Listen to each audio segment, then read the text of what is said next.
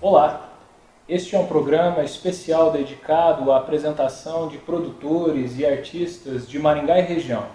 Por conta disso, o Instituto Cultural Engá deu início ao Diálogos, um bate-papo sincero, tranquilo, onde a gente vai apresentar um pouco sobre o que Maringá e região tem produzido nesses últimos meses e anos.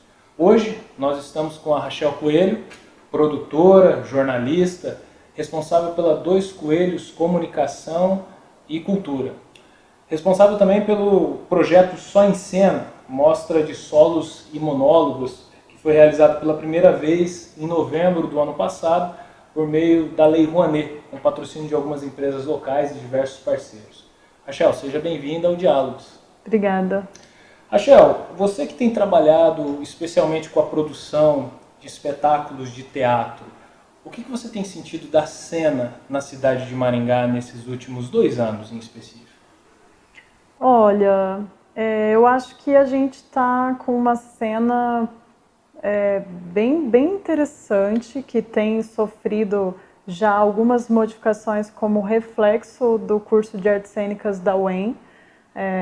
Acho que por conta de vários professores que vieram para a cidade para lecionar nesse curso de graduação, eles trouxeram outras estéticas e influenciaram muitos estudantes a seguirem caminhos como os do clown ou da performance, que eu vejo mais diretamente.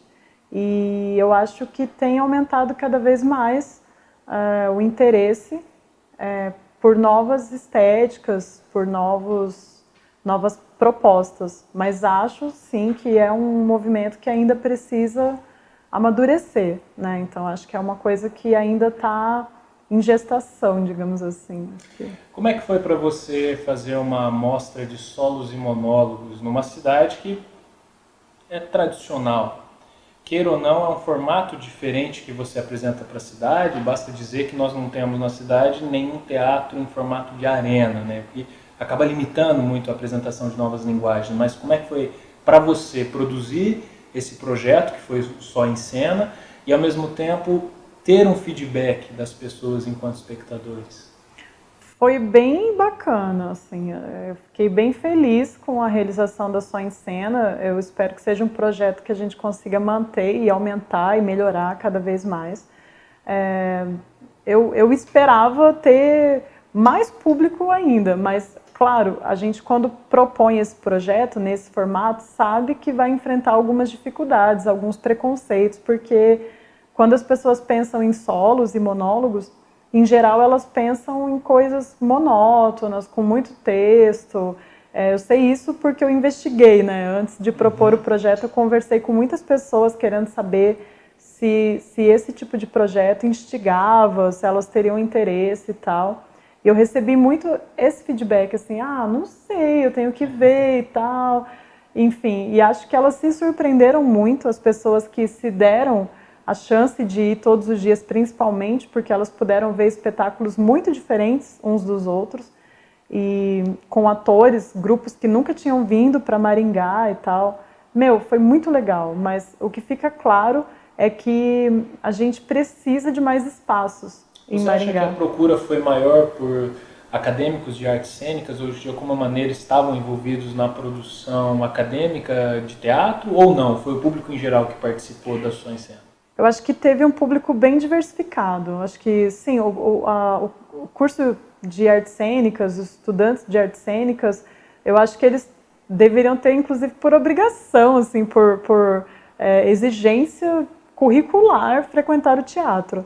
Né? Então, assim, eu sempre crio uma expectativa de que eles estejam muito presentes justamente por estarem estudando, né? Acho que isso, para todo mundo que faz teatro e que quer viver de teatro, é requisito ir ao teatro, frequentar, assistir teatro.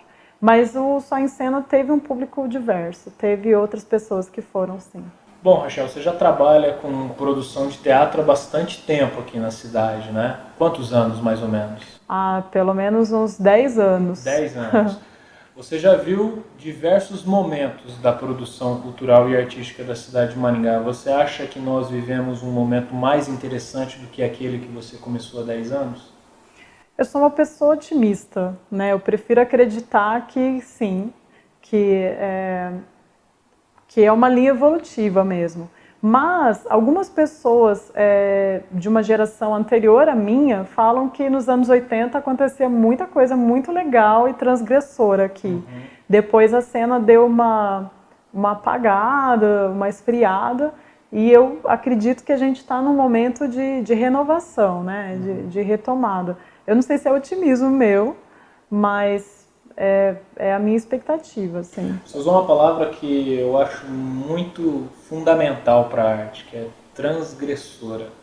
Você acha que o teatro de Maringá acaba sendo um teatro muito tradicional? Ou a gente precisa esperar que venha algo mais aí com os novos acadêmicos que estão saindo da UEM, por exemplo? Eu acho um teatro bastante tradicional, bastante convencional. E acho que isso é determinado por uma série de coisas. Por exemplo, essa questão dos espaços. O fato de você não ter um espaço alternativo, um espaço em que você possa fugir do palco italiano, em que você consiga propor outros formatos, é fundamental. Isso acaba determinando a cena.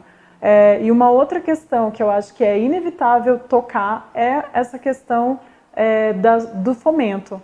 A partir do momento em que você não tem editais funcionando com regularidade que permitam a pesquisa, porque, como você sabe, o edital que a gente tem funcionando hoje, pelo menos até o momento, estabelece que você apresente o texto, por exemplo, para você montar, para você apresentar uma proposta de montagem de um espetáculo de teatro. Isso é uma coisa defasada, isso é uma coisa que não deveria ser obrigatória, porque não é mais esse teatro que a gente tem feito, não necessariamente. Ok também montar textos prontos, textos que já existem, mas estabelecer isso como regra é antiquado, é ultrapassado. Eu acho que superando essas questões, eu acho que aí a tendência é caminhar para um teatro mais contemporâneo, mais transgressor, mais, no meu entendimento, mais legal também.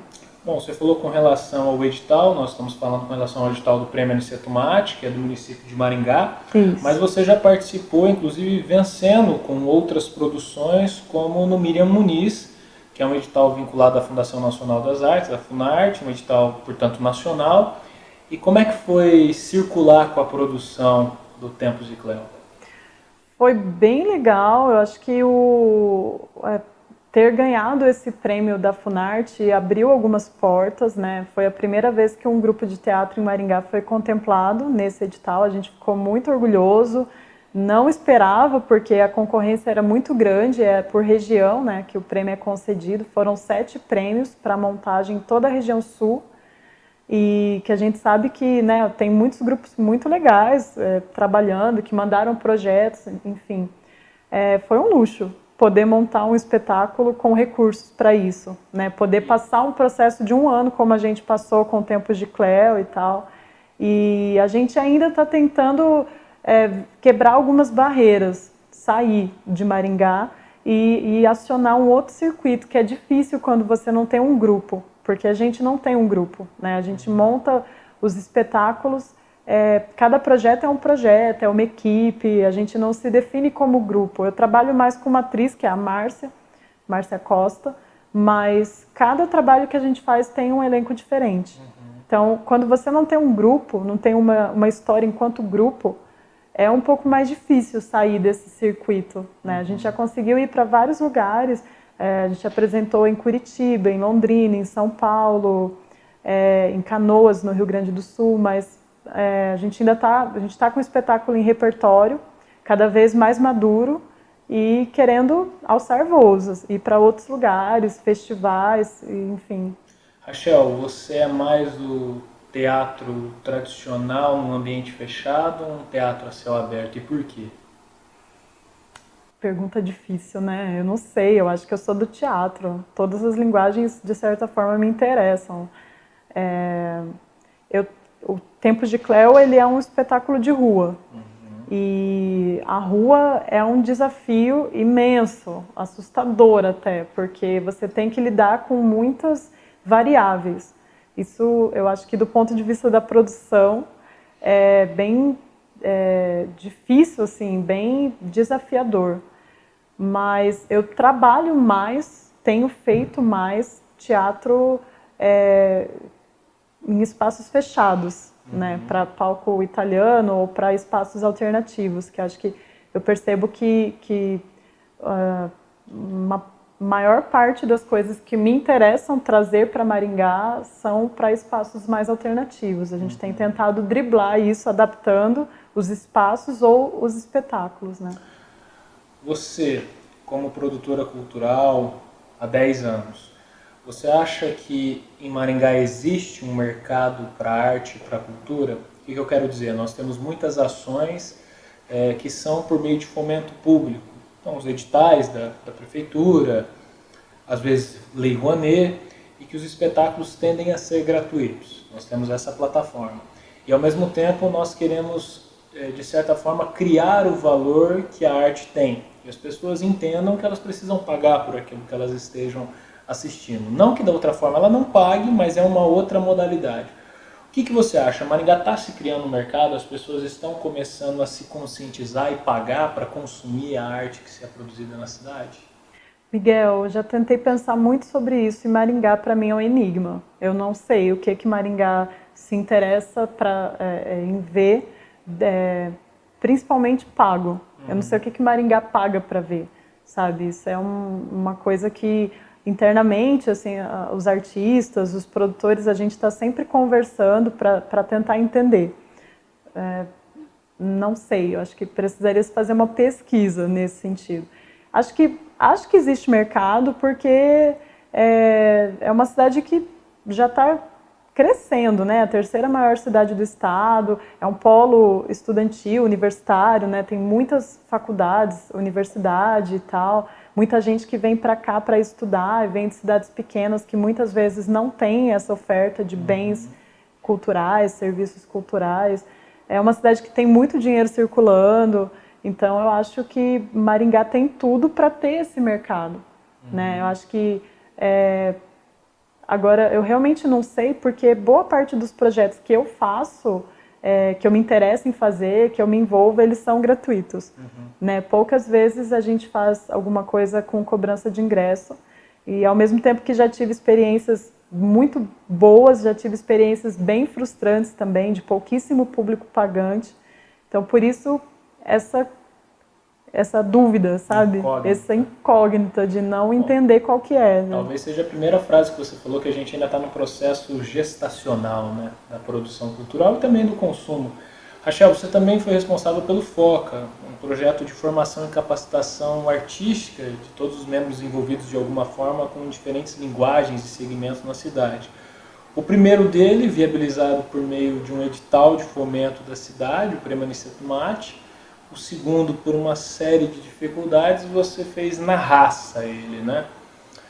Primeiro, eu quero te parabenizar porque é um projeto maravilhoso, um projeto que nós precisamos para dar um passo além, talvez para trazer aquele processo transgressor que a gente espera, né, na arte. Mas eu gostaria de saber como é que nasceu esse projeto e especialmente como é que você fez ele sem um centavo na segunda edição. E como é que você está pensando em fazer ele agora para 2017? Pois é, o FOCA, ele surgiu da constatação de que antes de se formar plateia, que é uma coisa que a gente adora usar em justificativa de projeto, eu acho que a gente precisava formar uma cena. Sem dúvida. Né? Porque Maringá é uma cidade por onde muitos passam, né? Tem pessoas muito legais que já fizeram teatro aqui, ficaram um tempo, foram embora, e essa cena vai se mudando e tal. E com essa história de ter o curso novo e muita gente que, aos 17 anos, opta por fazer um curso de artes cênicas sem nunca ter feito teatro antes. Enfim, uma necessidade de formação técnica mesmo. E, ao mesmo tempo, uma dificuldade, uma carência que todos os artistas e produtores culturais, eu acho que enfrentam, que é quando você quer pensar uma equipe para um projeto novo, você tem uma dificuldade, por exemplo, para encontrar um figurinista, um cenógrafo, um iluminador, alguém que vá pensar esse aspecto da tua produção. Né? Normalmente isso é uma coisa que fica na mão do diretor, que se sobrecarrega com várias funções e em alguns casos, talvez ele não consiga fazer aquilo com a potência que ele poderia fazer. Então o foco ele foi pensado para suprir essa demanda, assim, essa lacuna, né, de formação, tanto do artista enquanto ator ou atriz, quanto do artista figurinista, cenógrafo, enfim, em várias áreas. Por uma questão pessoal, eu acabo puxando muito para a coisa do ator, né?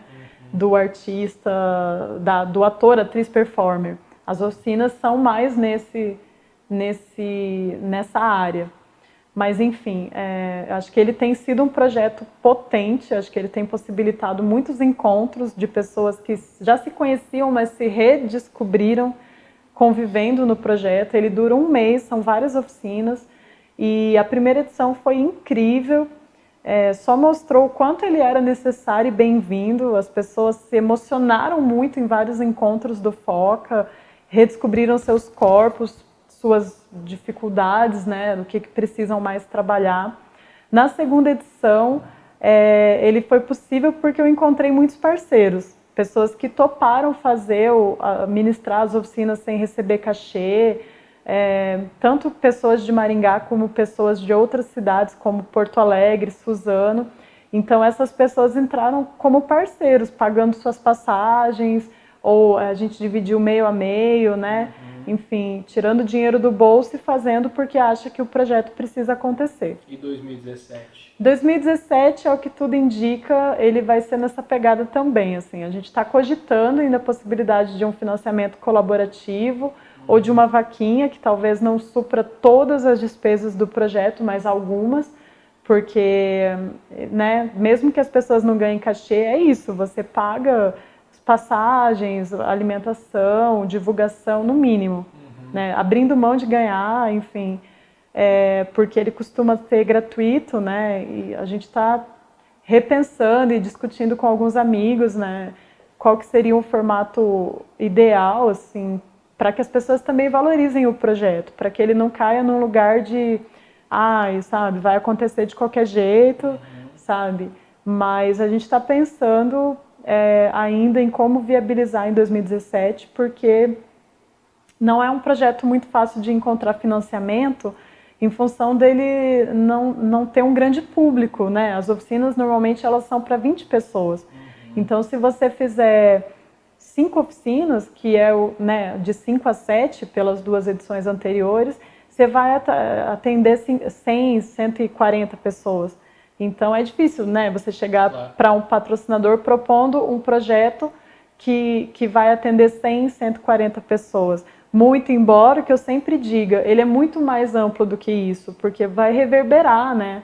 Ele vai chegar até o espectador num número infinito de pessoas, né? A partir do momento em que você melhora a qualidade dos seus artistas, a qualidade da sua cena, a qualidade do seu público, tudo interligado.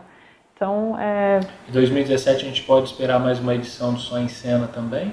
Se Deus quiser, né? Já está lá no Ministério da Cultura. Analisando qual que vai ser os espetáculos desse ano, quais serão? Já tenho propostas de espetáculos, alguns que a gente queria ter trazido ano passado e acabou não dando certo e a gente já tinha articulado para esse ano. Acho que vai ser muito bom, vai ter coisas bem legais e eu espero que seja possível realizar os 2 projetos. Vai ser. Se depender ou 3, gente, né, Miguel? Ou 3. Se depender de nós, com certeza vão acontecer os 3. Nós falamos com a Rachel Coelho, produtora cultural, jornalista na cidade de Maringá, responsável pela Dois Coelhos, Comunicação e Cultura. E eu espero que vocês tenham gostado. Periodicamente a gente vai entrevistar uma série de outros artistas e produtores culturais da cidade de Maringá e região. Um abraço e até a próxima.